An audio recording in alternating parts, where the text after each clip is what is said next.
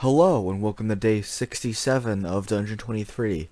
Today we're going to do something with barriers, also going to have some combat, and it's also going to tie into, well, obviously barriers, so it's going to tie into the gems, but this is going to be maybe the first one they find. It's going to be the one that probably affects the least by virtue of everything it affects being in one room. And we'll see how that works once I sketch out the room. So let's do that real quick.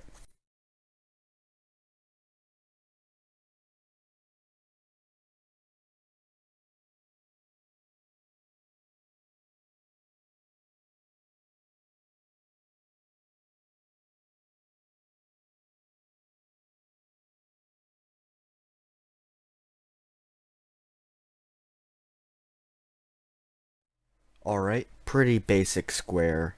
A 40 by 40 foot room. Nothing too fancy. And the way this is going to work is that in the center of the room, let's go ahead and put this on tokens because we're going to want to put information in this. Let's go to our new thing here, pillars. Just like we had these pillars before, we're going to put down this guy. Little token I made to signify that. Ooh, that blends in too well. Just to signify that it's the token. It's the pillar where the gem is powering this contraption. So let's just save this guy. That way we could see it. And let's go ahead and exit gem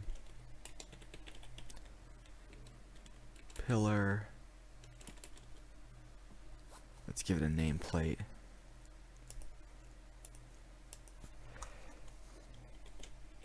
Taking the exit gem will activate the connected barriers.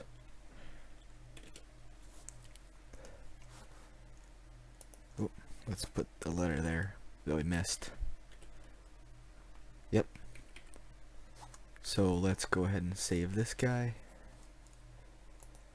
And so what we're going to do is we're going to quickly draw out the barriers and probably put like a wire or a line leading to the barriers just to signify that this is actually what they deal with.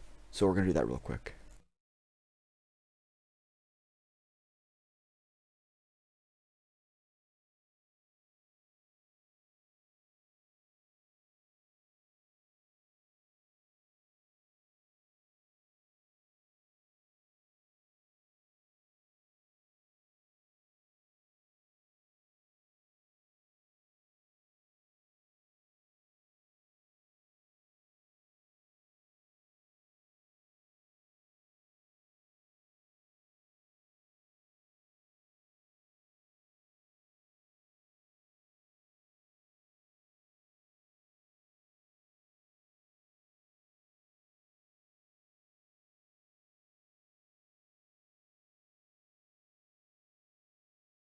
Alrighty, so I went ahead and drew out our little barriers that are powered magically, our little wires connecting them to signify that, hey, this is what they control, and also I locked our exit gem pillar in place, so it's not going to be too much of a problem.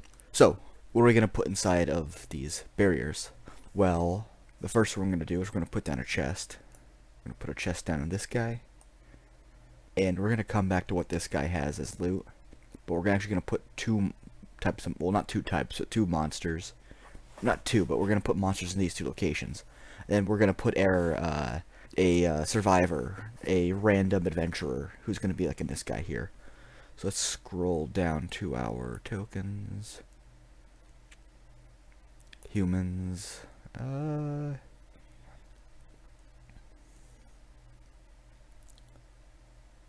This guy should work.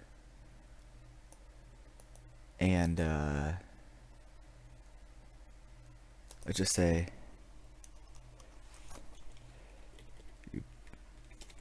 upon seeing the party, this creature will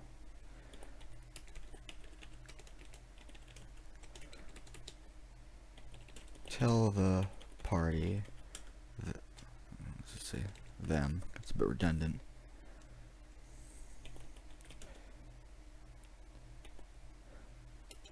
If they remove the gem from the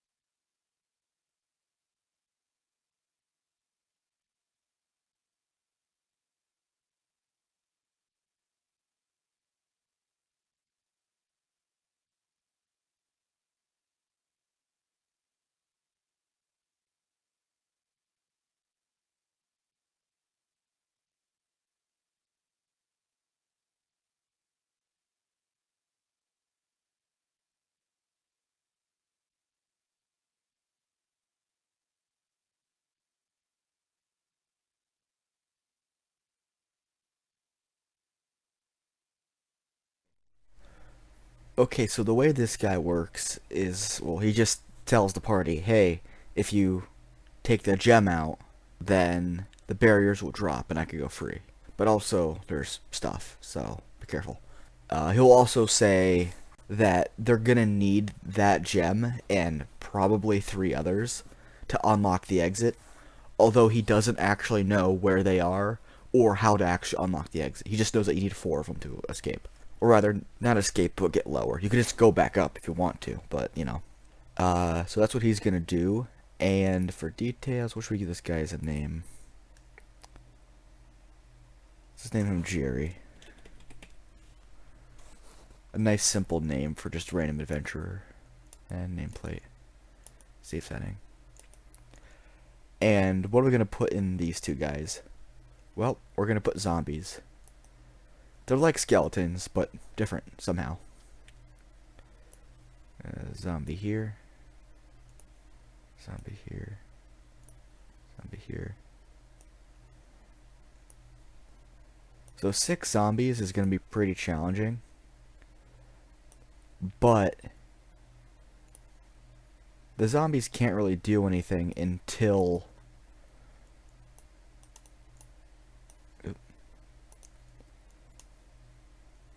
the party decides they want to do something. So they can't really... They're just going to sit around banging on the barrier until then. So this is definitely a thing that... It's like the quote-unquote easiest one, but it lets the party say, hey, do we want to get this guy first and then deal with this as it comes? Or do we want to get the challenging ones first? Because we don't know where those are yet. Well, first of all, we don't know because we didn't design them yet. So it gives the player some options. It also lets players like lay down traps. You could throw down ball bearings. You could set up like a bonfire to burn the zombies. You could lure the burning eye in here so it fights with them too. All kinds of things you could do. And as for this guy here, inside this chest we'll put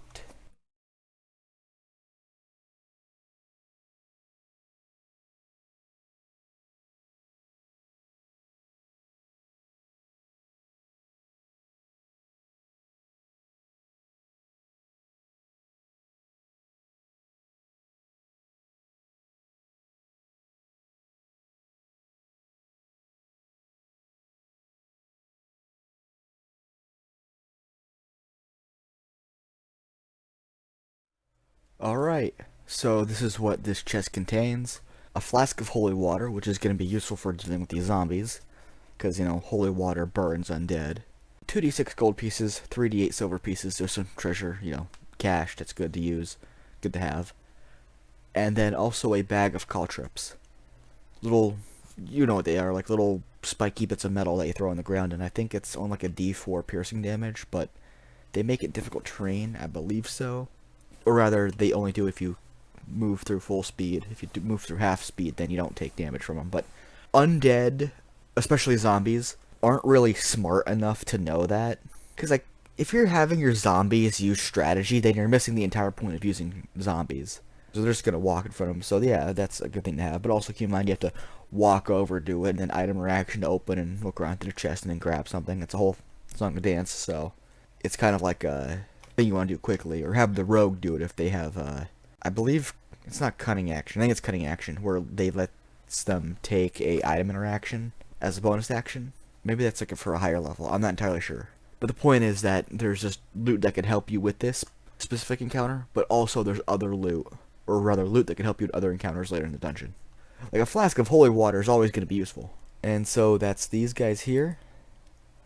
And I did put thing. Yep, taking connects this guy here. And let's just lock this guy in place. And that is basically day 67.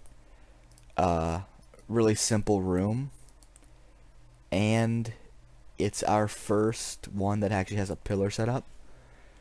As I said before, this guy is probably going to be like 4 or 5 rooms around here with a pillar probably like right here or maybe down here somewhere.